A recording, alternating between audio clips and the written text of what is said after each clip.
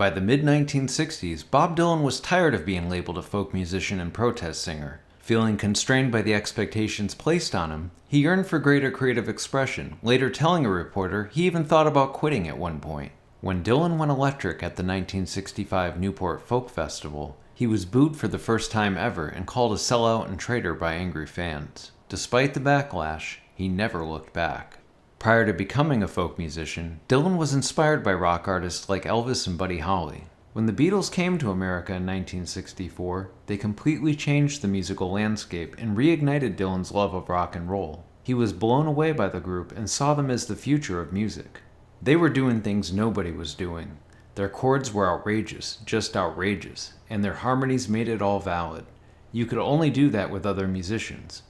Everybody else thought they were for the teeny boppers, that they were going to pass right away, but it was obvious to me that they had staying power. I knew they were pointing the direction of where music had to go.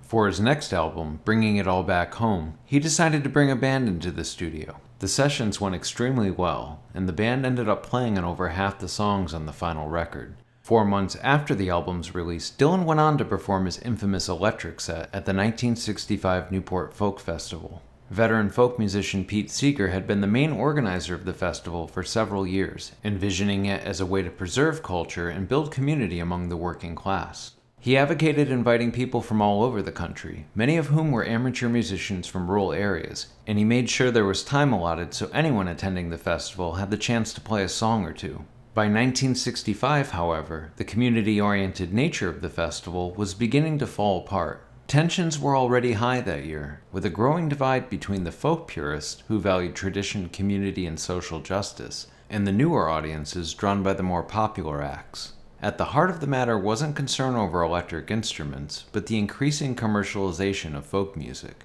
Nothing was more symbolic of this divide than the fight that broke out between folk purist Alan Lomax and Dylan's manager Albert Grossman. Grossman was the capitalist antithesis to Seeger's community-oriented spirit. His interest in folk music was purely commercial, and he was considered an unscrupulous dealmaker by many in the community. He managed several popular folk acts, including Peter, Paul, and Mary, and could see the vast financial potential in their music. Grossman didn't like the way Lomax introduced one of the groups he managed, and after some shouting and threats, the conflict became physical. The symbolism wasn't lost on festival co-founder George Wine. Lomax symbolized the sacrosanct traditions of folklore. Grossman was the power broker whose very existence threatened to corrupt those traditions. For the first time, the tension that had lurked beneath the placid surface of the folk revival erupted in plain sight. The conflict was personified, there in the flesh.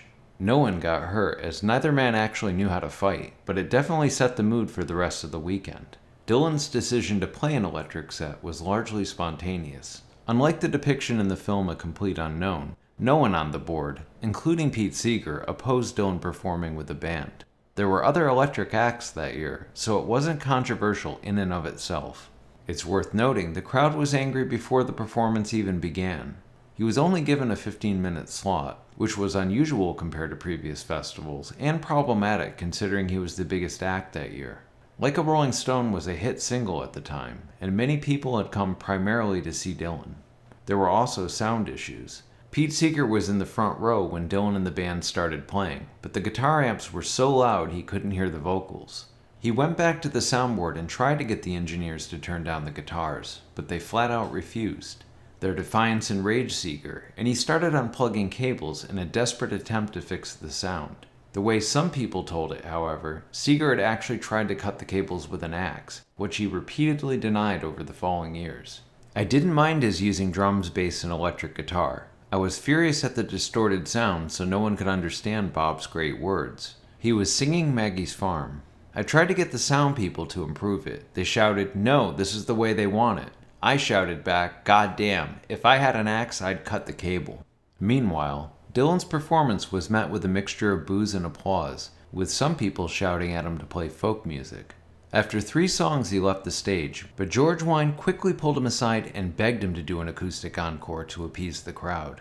I said to Bobby, "You gotta go back there and sing an acoustic song. We're gonna have a riot if you don't." He said, "I don't have a guitar."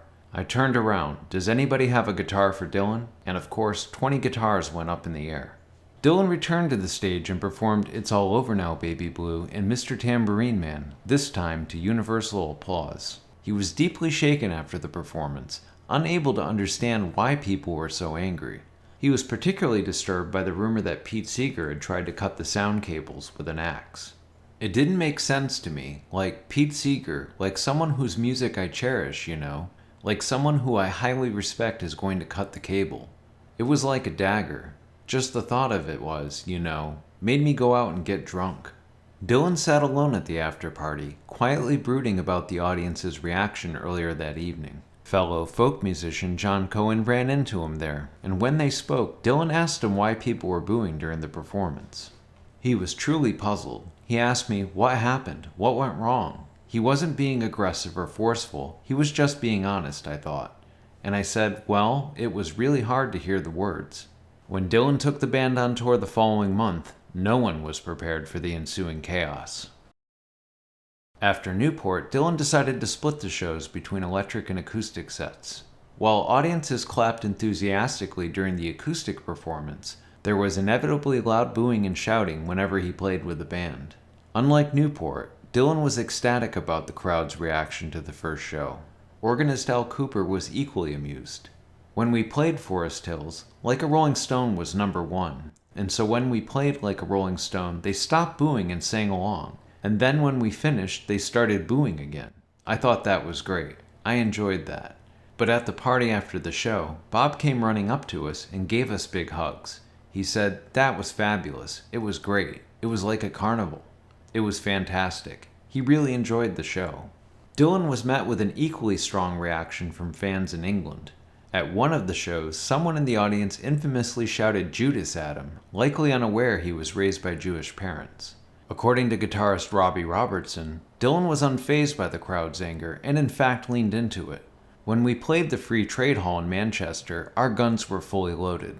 Between songs, the crowd would yell and holler insults about the music, and Bob would murmur and mumble into the microphone. I looked at Rick and was surprised to see him laughing, either out of embarrassment or simply because everything was so strange that all you could do was laugh. This was the concert where someone in the audience yelled Judas, and Bob answered, I don't believe you, which was the name of one of the songs we had played. Then he called out to us, play fucking loud, like we needed to be told. I don't know why, but that particular night I especially enjoyed playing. Drummer Mickey Jones remembers Dylan finding a new way to provoke the audience in Paris. A unique thing happened on stage at the Olympia Theater in Paris. Bob found a huge American flag and put that flag on the backdrop behind us, and it's the only concert where we used the American flag. The French were not real thrilled with Americans, and so Bob put the flag up basically to say to the French, in your face. The European tour would be his last for some time.